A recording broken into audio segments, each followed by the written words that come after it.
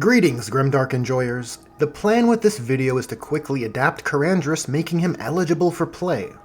Why would I want to do this?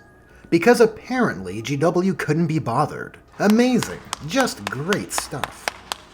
As I mentioned in my previous Shadow Spectres fixing video, I expected a Legends update of some kind following the Eldar's Codex. And the bar I had for GW was super low. We're talking baby's first game mechanics here. Basically just functional eligibility, and they didn't even do that. And it's not just Karandras. The entire Eldar Legends PDF is lacking the necessary keywords and the correct faction rule. But I have to wonder, why would GW leave Karandras in such a sorry state?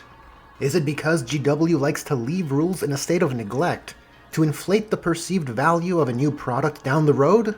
It's totally made up. I mean, it's not like they do that with the systematic problems of the core rules for future editions, right? Pure fiction. Yet again, I find myself reminded that GW is just squandering Legends, wasting what is to me the golden goose of customer relationship management.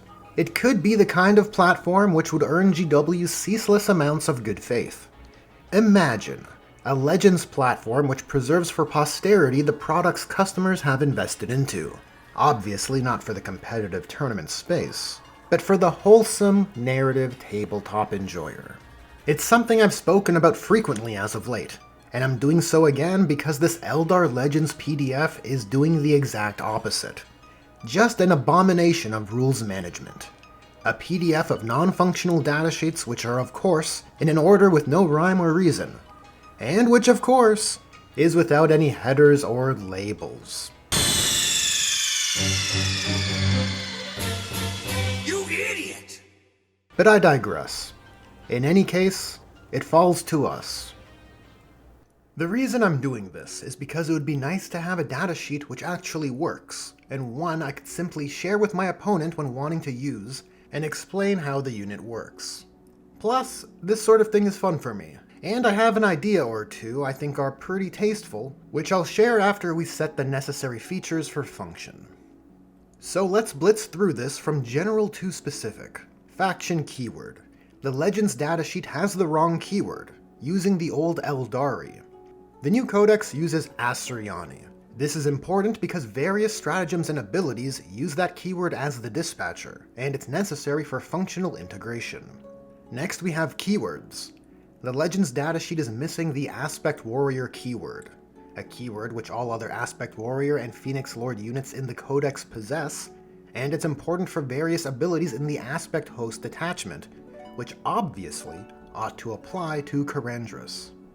We should also give him the Eldari keyword for consistency, as it's a keyword all other Eldar units in the Codex have as well. And personally, I think it's reasonable for Karandras to have the Grenades keyword also. On to abilities. The Legends datasheet is lacking the Scout 7 and Stealth core abilities. These are both core abilities striking Scorpions gained in the Codex, and Karandras being less stealthy and scouty than the aspect unit he exemplifies is stupid. The Legends datasheet is also lacking the Battle Focus ability, instead listing Strands of Fate, a faction ability now replaced by Battle Focus with the new Codex. It's just basic stuff here. And I think that's all Karandras really needed with regards to the low bar GW had to meet for handling Legends, which results in a datasheet which would look like this. I've highlighted in red the additions relative to the Legends datasheet GW published. But as I mentioned earlier, I do have a few ideas I think are not only justifiable, but thematically tasteful and add some mechanical richness as well. And it has to do with changing Karandras' abilities. Let me explain. There are two issues with Karandras' abilities. The first is that in the index, every Phoenix Lord had two standard abilities, one of which was unique and interesting, and the other that only applied while leading their aspect unit, providing a +1 to hit, which is quite boring and uninspired, and to be frank, it was especially dumb because these mechanically identical rules all had unique names when they all could have just been called Phoenix Lord. In any case, that paradigm was left behind with the new Codex, and now each Phoenix Lord has a bespoke ability while leading a unit, and so it's pretty reasonable to change Shadow Hunter in kind. And the second is a redundancy conflict. The design space of the new codex sees the aspect unit and their Phoenix Lord leader provide benefits bi-directionally.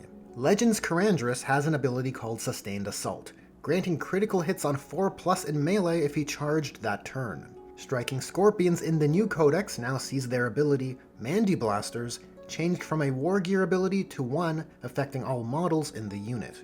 There's a functional overlap here, which is counter to the current paradigm, which would suggest that Karandras ought to be gaining sustained hits on the charge from the Scorpions, not his own ability.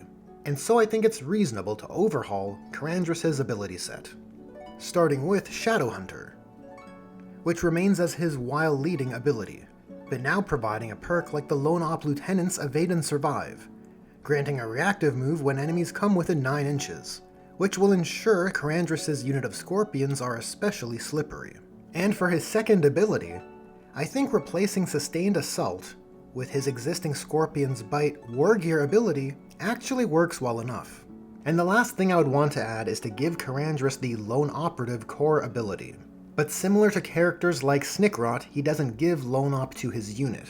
So you have the option to not attach him to a squad at the battle start, and it opens up fun narrative scenarios, as should his Scorpions fall, Karandras can be tough to get a beat on. And there we have it, my take on how Karandras ought to be updated for 10th edition Eldar Codex compatibility.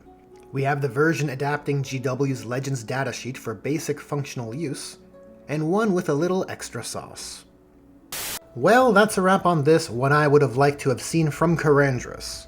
But what would you prefer for this legendary Scorpion Lord? If you enjoyed this video, there are buttons for liking, sharing, and subscribing. And special thanks to Julius Maximus, as well as my other generous patrons and channel members. Channel members and patrons get early access to videos, as well as free access to these Doodad STLs. Just a little something for those who help keep the dream alive. Anyways, thanks again for watching, and I'll catch ya in the next one.